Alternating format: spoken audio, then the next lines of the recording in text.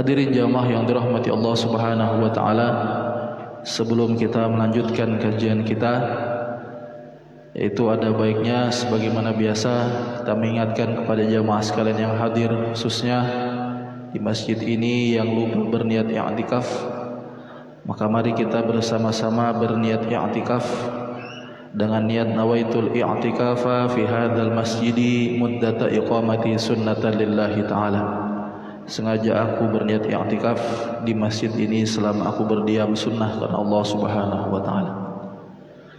Kemudian mari kita bersama-sama untuk membaca suratul Fatihah dengan niat mudah-mudahan Allah Subhanahu wa taala senantiasa memberikan kita beserta seluruh keluarga kita sehat wal afiah, dan mudah-mudahan yang sakit disembuhkan penyakitnya oleh Allah Subhanahu wa taala, dan mudah-mudahan Allah Subhanahu wa taala mengangkat segala bala, wabah dan musibah yang melanda negeri kita ini, dan mudah-mudahan segala hajat dan doa kita baik itu urusan dunia maupun urusan akhirat mudah-mudahan semua dikabulkan oleh Allah Subhanahu wa taala. Ala hadhihi niyyah wa kulli niyatin shalihah. Al-Fatihah.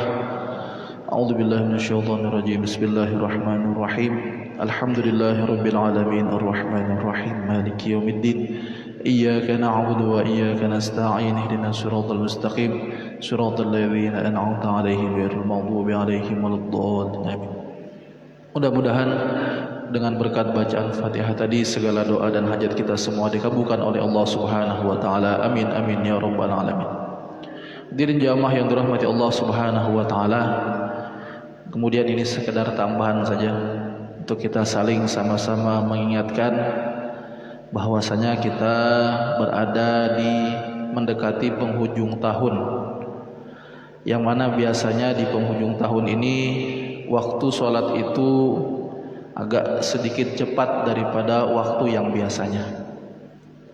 Nah, kita sendiri mungkin merasakan yang biasanya kita sholat subuh jam 5 lewat, ya kadang jam 5 lewat 10 atau 5 lewat 15, atau kadang jam 5, ini jam 5 kurang sudah sholat subuh. Begitu pula dengan waktu-waktu sholat yang lain, ya. Kalau maghrib itu biasanya jam 6 lewat atau bahkan sampai setengah 7, ini jam 6 lewat sedikit sudah masuk waktu maghrib. Oleh karenanya ini sebagai pengingat bagi kita, ya, khususnya bagi kita yang bekerja, untuk kita mengatur bagaimana waktu kita agar supaya kita tidak tertinggal sholat di awal waktu, khususnya di hari Jumat, ya, karena sebagaimana waktu-waktu yang lain juga mengikut.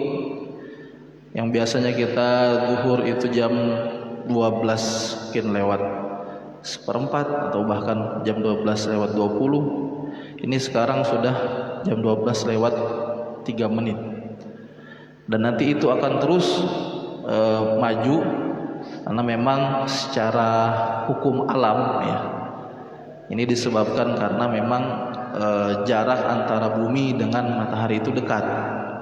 Nah, sehingga perputaran waktu itu agak sedikit berbeda antara siang dengan malam. Nah, itulah hukum alam yang jelas. Tetapi memang dalam satu tahun itu waktu sholat itu tetap stagnan. Makanya ada dibuatkan jadwal sholat sepanjang masa, karena memang seperti itu perputarannya setiap tahun. Dan biasanya di pertengahan tahun dan di akhir tahun, nah itu waktunya agak cepat sedikit. Nah, oleh karenanya bagi kita yang bekerja khususnya, ya mungkin bisa mengatur ulang waktu izinnya agar supaya tidak terlambat hadir sholat Jumat. Karena jam 12 kurang itu sudah masuk waktu zuhur, dan biasanya ya masjid-masjid khususnya di kota ini jarang ada yang menunda azan. Kalau sudah masuk waktunya azan, ya sudah kita laksanakan kegiatan Jumat. Beda mungkin kalau di tempat lain. Saya pernah hadir di, tugas khotib di salah satu masjid di Balikpapan, ya tapi bukan di kota, jauh sana di pedalaman. Kebetulan mungkin waktunya ya seperti saat ini, zuhurnya itu agak cepat. Jadi saya datang setengah 12, kemudian nunggu itu masjid masih kosong tuh. Sampai jam 12 kurang sudah masuk waktu zuhur, mesti nggak ada orangnya. Yang Bilalnya pun belum ada. Saya kira perai kayaknya di Jumat ini. Tidak ada orangnya. Ternyata datang pengurusnya. Lah ini Pak, bagaimana ini Jumat? Ustaz, di sini yang hadir rata-rata orang kerja. Nah, jadi mungkin agak lambat sedikit. Walhasil jadi mungkin kurang lebih 15 menit setelah azan baru azan. Ya. Tapi kalau di kota ini rasa-rasanya jarang ada yang menunda. Jadi kalau sudah azan ya azan. Nah, oleh karenanya kita yang bekerja ini ya bisa pintar-pintar kita lah mengatur waktu. Nah, sejatinya memang kita yang menyesuaikan waktu sholat, bukan sholat yang menyesuaikan waktu kita. Ya, sholat itu waktunya sudah ditentukan. Nah, kita yang mengatur waktu kita, bukan kita yang sholat yang mengatur kita, bukan kita yang mengatur sholat. Nah, jadi seperti itu. Dan juga alhamdulillah kita sudah berada di bulan Maulid Rabiul Awal, yang mana bulan dilahirkannya baginda Rasulullah sallallahu alaihi wasallam. Maka ini bulan kita menyenangkan hati baginda Rasulullah, berbanyak sholawat dan juga mengerjakan sunnah-sunnah baginda Rasulullah sallallahu alaihi wasallam. Mudah-mudahan kita semua mendapatkan syafaat baginda Rasulullah sallallahu alaihi wasallam kelak di yaumil qiyamah. Amin ya rabbal alamin. Hadirin jamaah yang dirahmati Allah Subhanahu wa taala, kita masuk kepada ad-darsus tsani, pelajaran yang kedua di dalam akidah karangan Aqaidud Diniyah, karangan daripada Al-Habib Abdurrahman bin Sagaf As-Sagaf. Qala al-musannif rahimahullah taala wa nafa'ana bihi wa bi 'ulumihi fid dharain amin radhiyallahu taala ankum. Ad-darsus tsani fil hukmi. Al-hukmu huwa itsbatu amrin li amrin aw naf'ihi anhu wa huwa thalathatu aqsamin. Hukmu syar'iyyin wa hukmu 'adiyyin wa hukmu 'aqliyyin. Kita membahas tentang pelajaran yang kedua setelah pelajaran yang pertama kemarin, muqaddimah dan juga mabadi, pendahuluan daripada ilmu tauhid, tentang pengertian, kemudian tujuan, apa yang dibahas, siapa yang menggagas, apa hikmahnya dan lain sebagainya. Masuk kepada pelajaran yang kedua tentang hukum. Dan seluruh hukum di sini, baik itu hukum syariat ataupun hukum yang lain, pangkalnya adalah dalam ilmu tauhid. Karena sudah kita jelaskan sebelumnya, kedudukan ilmu tauhid ini seperti ibu dalam ilmu-ilmu yang lain. Artinya sumber utama dari segala ilmu yaitu adalah tauhid.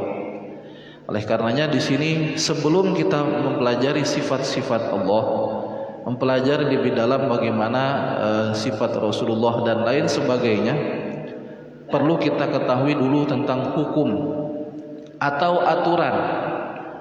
Yang mana hukum ini disebutkan itsbatu amrin li amrin au nafyihi anhu, yaitu suatu hukum, suatu aturan yang mana dalam aturan tersebut ada penetapan suatu perkara atau larangan untuk mengerjakan sesuatu. Segala hukum sifatnya seperti itu, aturan, yang mana aturan itu dalamnya ada penetapan untuk mengerjakan sesuatu, artinya kebolehan atau perintah untuk mengerjakan sesuatu, dan larangan untuk mengerjakan sesuatu. Itulah namanya hukum. Ibarat kendaraan itu ada gas, ada rem. Ya. Kalau kendaraan itu tidak ada gasnya, ada remnya, nggak maju-maju. Atau sebaliknya, ada gas tapi nggak ada rem, kecelakaan. Mesti ada dua ini. Ibarat sayap burung, ada sebelah kanan, ada sebelah kiri. Dan mungkin burung satu sayap aja bisa terbang. Jadi seperti itulah hukum. Dan di setiap segala perkara, segala sesuatu mesti ada hukum, mesti ada aturan. Ketika suatu perkara tidak didasari dengan hukum, ya seperti halnya tadi kendaraan, ada gas, ada rem, ada gasnya. Antara dua, dia tidak bergerak maju atau malah jatuh. Ketika seseorang ingin menciptakan suatu tempat atau suasana tanpa didasari dengan hukum, pasti akan kacau.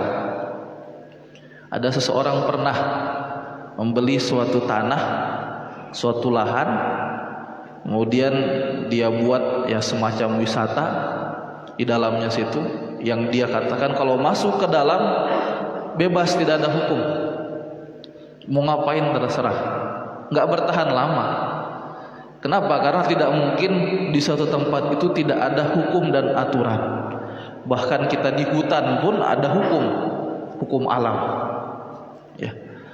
Oleh karenanya inilah yang mengatur, yang nanti fungsinya akan menjadi ya sebagai apa yang kita ketahui dalam perintah-perintah Allah, dan juga sebagai rem tadi, agar akal kita khususnya dalam pelajaran tauhid ini tidak leluasa menggambarkan bagaimana Allah Subhanahu wa taala.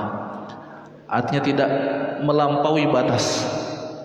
Maka diaturlah suatu hukum. Yang mana hukum di sini ada 3 bagian. Ada hukmun syar'iyyun, ada hukum syar'i, ada hukum adi atau kebiasaan atau adat, dan ada hukum akal.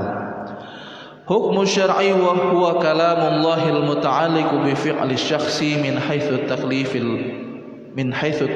awil wad'i, wa huwa 5 aqsamin: wajibun wa haramun wa mandubun wa makruhun wa mubahun. Yang pertama ada hukum syar'i atau hukum syariat. Yang mana hukum syariat ini adalah kalamullah, sumbernya adalah dari kalamullah, perintah Allah. Hukum agama ya sumbernya, dasarnya tidak ada daripada yang lain, semua pasti dari Allah Subhanahu wa taala. Al-muta'alliqu bi fi'li syakhsi, yang berkaitan dengan perbuatan manusia. Min haitsu taklif, dari sisi di mana dia sudah dibebankan syariat atau taklif. Ketika dia sudah berakal dan sudah balik, maka orang tersebut dibebankan syariat.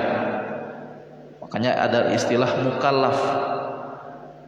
Ya, kalau dalam syarat ibadah kita sering mendengar kalimat mukallaf.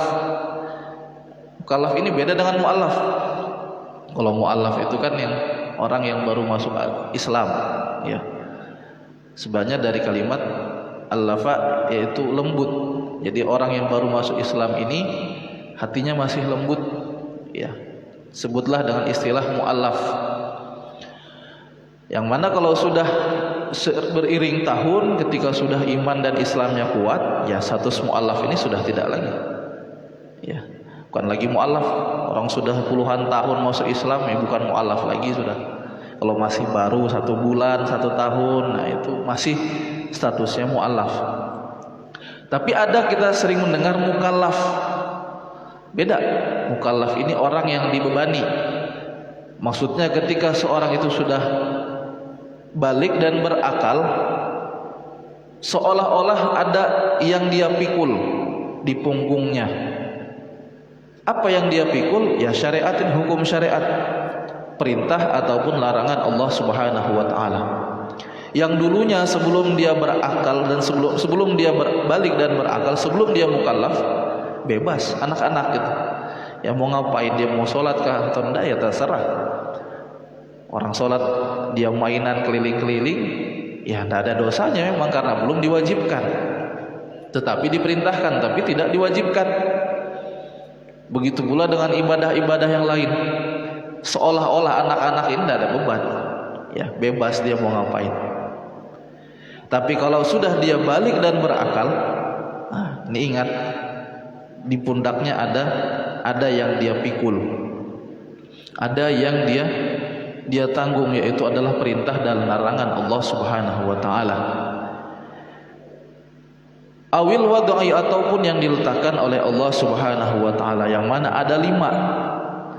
Ada wajib, ada haram, ada mandub, ada makruh, ada mubah. Yang ini sebenarnya dibahas secara detail dalam ilmu usul fikih. Dan singkatnya pada dasarnya, kalau dalam ilmu usul, al-aslu fil amri adalah mubah. Hukum asal daripada segala perkara itu mubah, boleh. Apapun perkara yang mungkin kita belum tahu hukum asal atau dasarnya itu mubah sampai datang perintah Allah ataupun larangan Allah.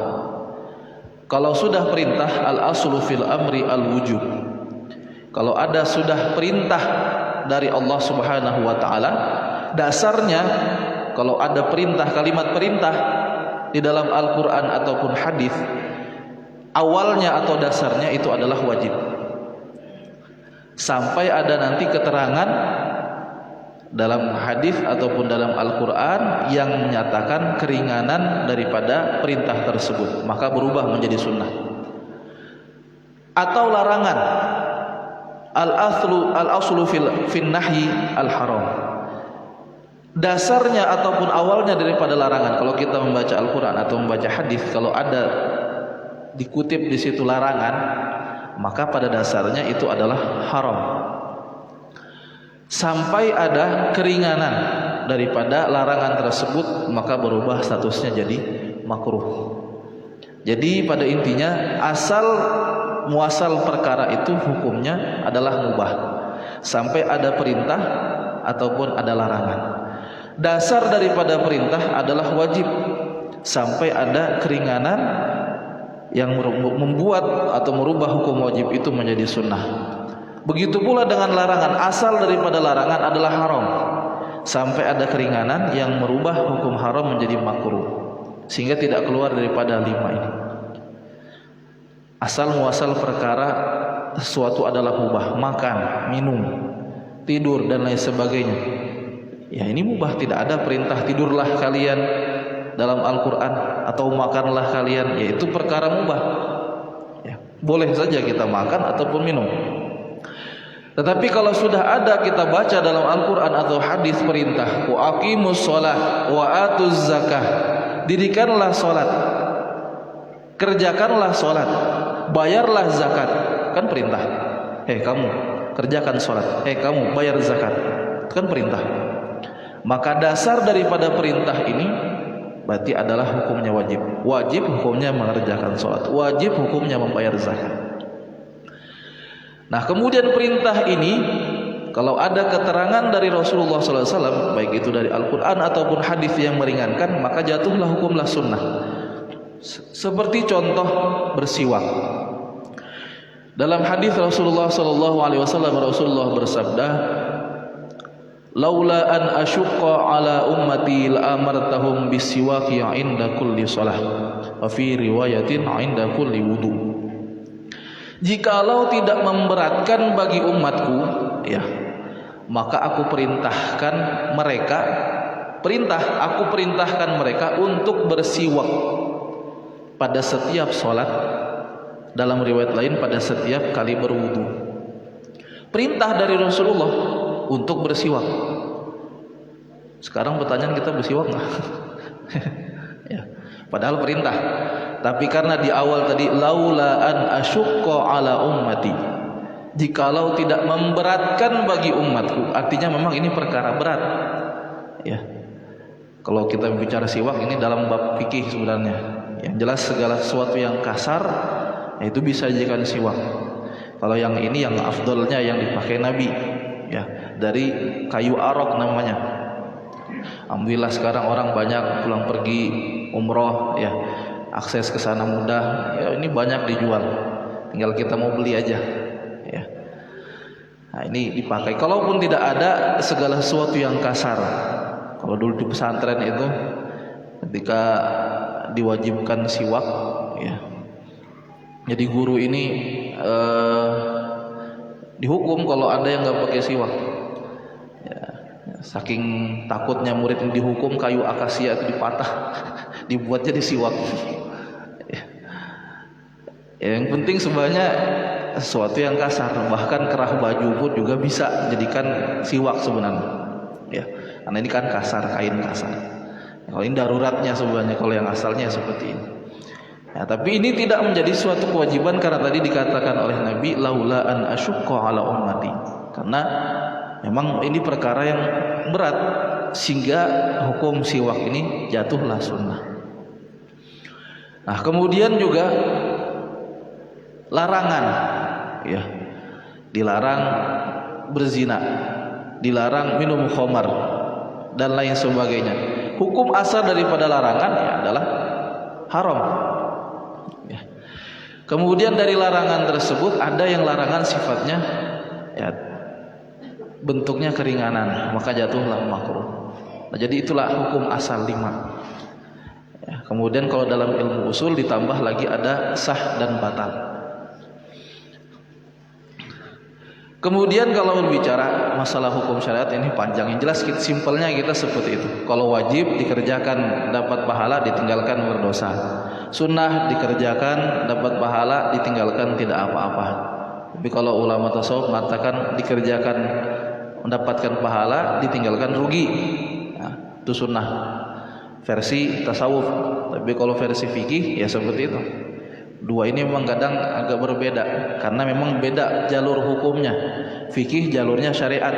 Kalau tasawuf ini kadang jalurnya hukum adi. Ada syariat dan ada hukum adi. Yang kadang memang hukumnya tidak bisa diterima oleh akal. Dan memang kadang tidak bertemu, tapi tujuannya sama.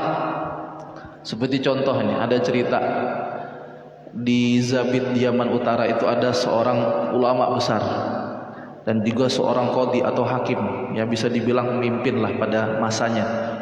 Beliau bernama Syekh Ismail Al-Muqri, ulama besar, banyak mengarang kitab. Bahkan ada satu kitab beliau itu yang luar biasa, unik sekali, bahkan masuk catatan rekor dunia, buku yang langka. Kenapa langka? Karena dalam satu kitab itu judulnya Unwanus Syarif Al-Wafi. Satu kitab isinya 5 ilmu, 5 fan. Ya kalau kita mungkin biasa lah, kalau bikin buku ya 5 bab ya itu biasa. Beliau ini mengarang dalam satu kitab yang bikin tidak biasa ini ya. Jadi satu bab, satu tulisan, satu halaman. Jadi satu halaman seperti ini misalnya, ya bahasa Arab. Nah, kemudian dalam satu halaman ini ada 5 ilmu, 5 pelajaran. Yang mana dari kiri, dari kanan ke kiri, kan kanan. Arab kan dari kanan ke kiri. Ya, ini satu ilmu. Nanti dari atas ke bawah nih, awal huruf setiap paragraf ini kalau dirangkai ini jadi ilmu juga, jadi bacaan. Itu yang uniknya. Ini kan ya seperti ibarat kalau Al-Qur'an itu ya satu, kita baca dari kanan sampai ke bawah berurutan seperti itu.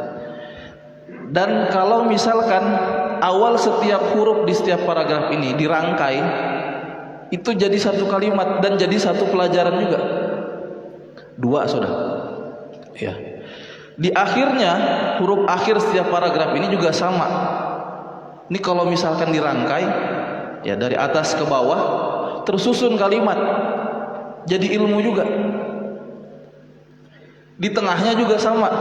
Dia 2 paragraf. Ada kitabnya di rumah. Ya, mungkin kalau pertemuan yang akan datang saya kasih lihat bagaimana kitabnya. Beliau yang ngarang, bukan orang yang biasa memang. Ya, luar biasa. Kita pun kalau bahasa Indonesia rasanya sulit bikin seperti itu. Ini kita bahasa Indonesia kita buat seperti ini, ya kita kan dari kiri ke kanan. Bisa nggak di awal setiap paragraf ini kalau disusun ke bawah terangkai jadi kalimat? Kan sulit. Ini beliau mengarang yang dari kanan ke kiri, ya itu normal, ada satu ilmu yang memang dibahas, yang memang kita bisa baca. Tapi kalau dirangkai awal setiap huruf di setiap paragrafnya itu dirangkai, itu jadi bacaan, jadi ilmu juga. Sehingga dalam satu kitab itu ada 5 ilmu. Ada fikihnya, ada nahwunya, ada tarikh, ada sejarah. Kemudian juga ada ilmu arud, ilmu masalah syair dan qawafi. Syair juga 5. Nama kitabnya Unwanus Syaraf Al-Wafi. Karangan Syekh Ismail bin Muqri, ulama terkenal di Zabid. Beliau ini seorang qadhi juga, ya. Qadhi atau hakim ya, bahasa sekarang itu kalau sekarang itu gubernur lah. Tapi bedanya kalau gubernur zaman dulu ya seorang yang alim, karena memang membawai segala urusan khususnya dalam bidang agama, dan perintahnya yaitu wajib. Ya, apapun yang beliau putuskan ya wajib dilaksanakan. Nah, jadi suatu hari ada seorang mengadu kepada Syekh Ismail bin Mukri ini, atau julukannya Ibnu Mukri. Ada seorang dari golongan habaib, ya, mengadu kehilangan kerbau. Kemudian oleh beliau ditangkap orang yang mencuri kerbaunya. Ditangkap pencurinya beserta dengan kerbaunya. Ya, beliau sendiri yang nangkap. Dan kemudian dibawa ke hadapan Syekh Ismail bin Mukri ini, minta untuk dihukum dan disidang. Ya, jadi kemudian dibawa, dihadapkan kepada Syekh Ismail bin Mukri. Wahai qadhi, karena pada saat itu kedudukan beliau sebagai pemimpin, sebagai hakim, tolong hukum, ini ada pencuri, dia mencuri kerbau saya. Nah, ini saya dapat sendiri orangnya. Kebetulan kerbau saya di situ dan ini orangnya. Kemudian ditanya oleh Syekh Ismail bin Mukri, betul nggak kamu mencuri? Ternyata dia nggak ngaku. Enggak, saya enggak mencuri, katanya. Nah, kemudian kata Syekh Ismail bin Mukri, mohon maaf, apa ada buktinya kalau misalkan dia mencuri? Karena dia tidak mengaku. Kalau dia mengaku, ya, ini tidak mengaku. Jadi kata beliau, kurang apa lagi buktinya? Ini saya bawakan kerbaunya, ini pencurinya. Ini sudah buktinya. Kata Syekh Ismail bin Mukri, kata Ibnu Mukri, ya, dalam syariat tidak seperti itu prosesnya. Kalau ingin menghukum seseorang harus ada saksi yang membenarkan perbuatan tersebut kalau dia tidak mengaku.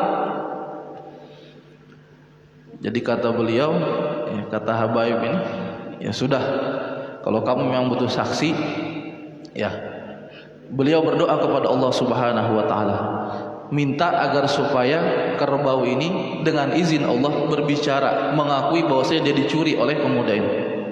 Karena beliau juga bukan orang biasa, orang yang soleh di sisi Allah, orang yang dekat dengan Allah. Berdoa, minta, dan betul itu kerbau bicara. Nah, ini kalau dalam ilmu hukum syariat ya tidak masuk.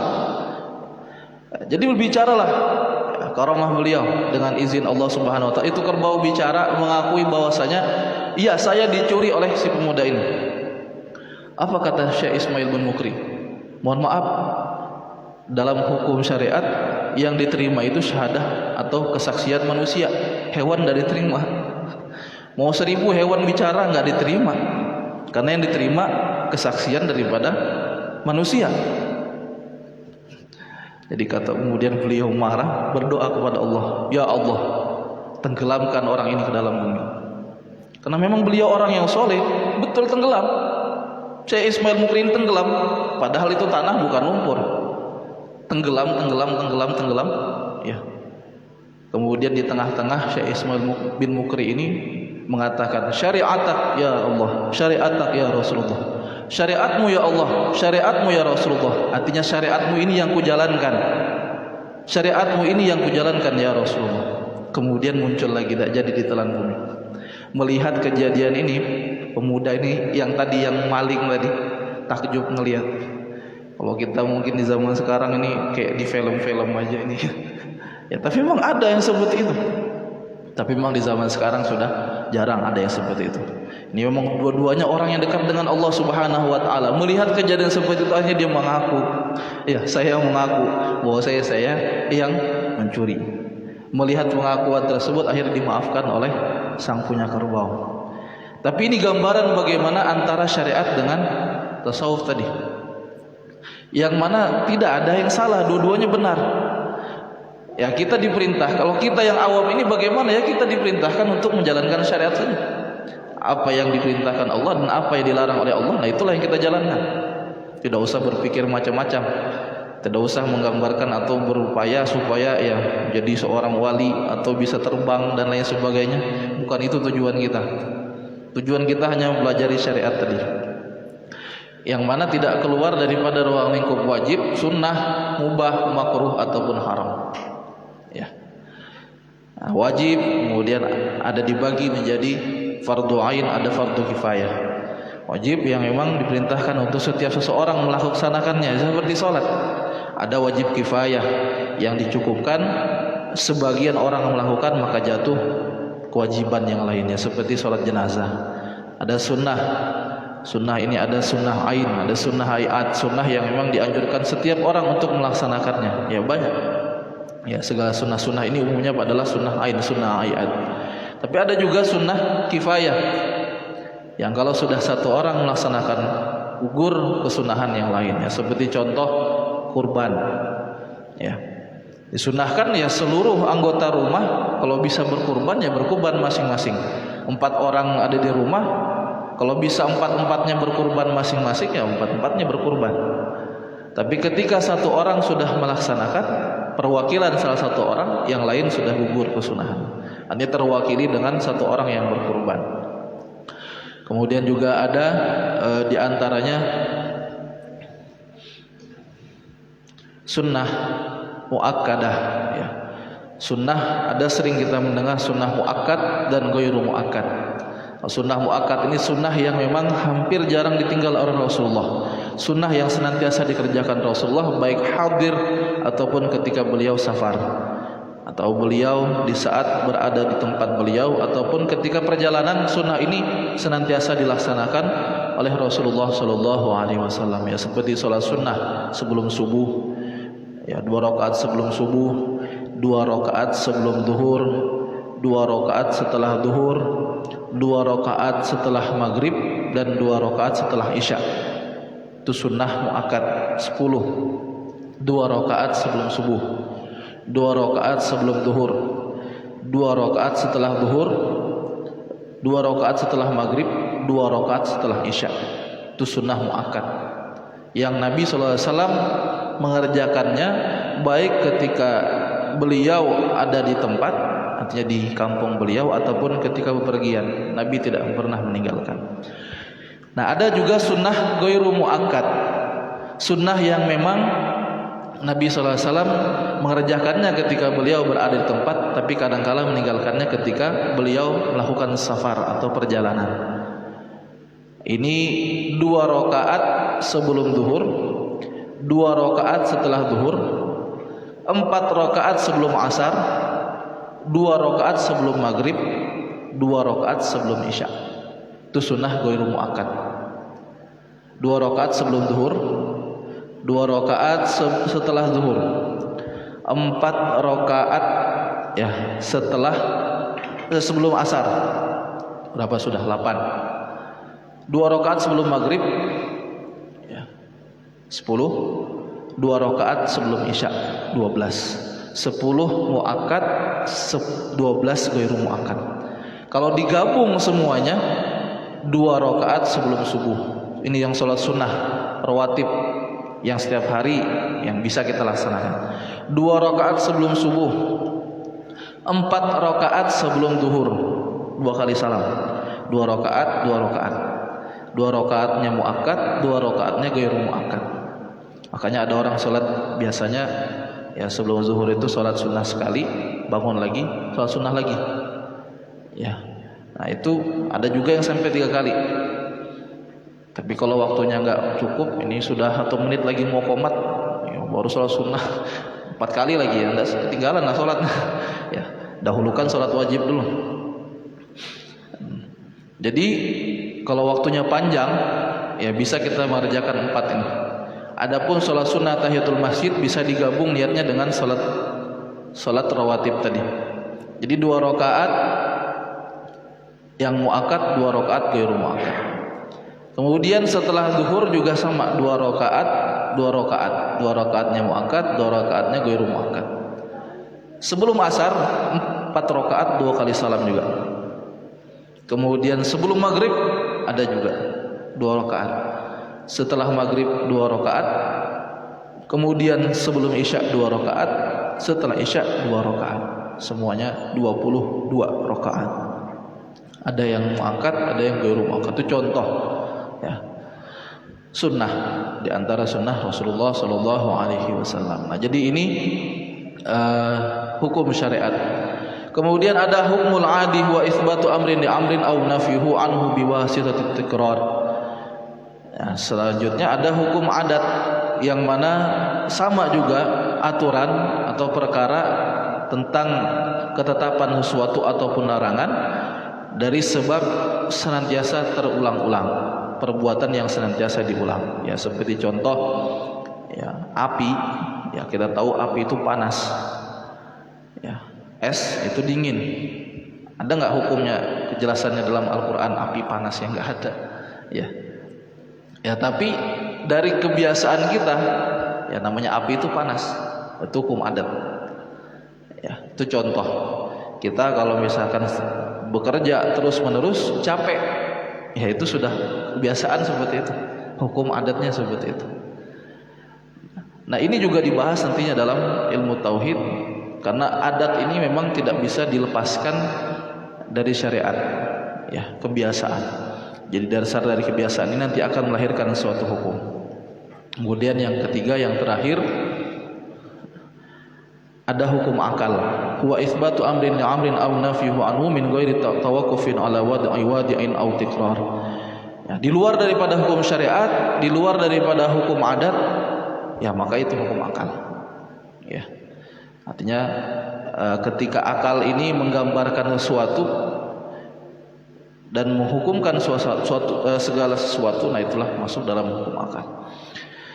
Nah, jadi insyaallah kita lanjut nanti dalam pertemuan akan datang, ya, sedikit lagi penjelasan tentang masalah hukum ini, dan kemudian baru nanti kita beranjak kepada masalah sifat, yang pada intinya dalam pertemuan ini kita sudah menjelaskan bahwasanya segala sesuatu mesti ada hukum, ada aturan, yang mana hukum ini sifatnya menetapkan sesuatu atau melarang sesuatu. Dan ketika segala sesuatu tidak didasari dengan hukum, maka dia pasti akan kacau. Begitu pula dalam kehidupan sehari-hari. Ya, semua artinya dalam agama ini mengatur segala urusan kita. Tidak ada dalam kehidupan kita sehari ini tidak diatur dalam agama. Semua ada hukumnya. Baik itu hukum syariat, baik itu hukum adat ataupun hukum akal. Kalau syariat tidak keluar daripada mubah, boleh, perintah, wajib ataupun sunnah, larangan atau haram ataupun makruh. Selebihnya bisa jadi dari hukum adat, kebiasaan, atau dari hukum akal. Ya, mudah-mudahan ya, apa yang sedikit disampaikan ini bisa bermanfaat, dan mudah-mudahan ya kita senantiasa diberikan kekuatan oleh Allah Subhanahu wa taala untuk bisa mengerjakan dan mentaati hukum-hukum Allah Subhanahu wa taala, dan mudah-mudahan kita digolongkan orang-orang yang bertakwa, menjalankan segala perintah Allah dan menjauhi apa-apa yang dilarang oleh Allah Subhanahu wa taala, dan mudah-mudahan Allah Subhanahu wa taala mengampuni segala khilafan dan dosa kita dan menerima segala amal ibadah kita, dan kita diwafatkan dalam keadaan husnul khatimah. Amin amin ya rabbal alamin. Al-Fatihah. A'udzu billahi minasyaitonir rajim. Bismillahirrahmanirrahim.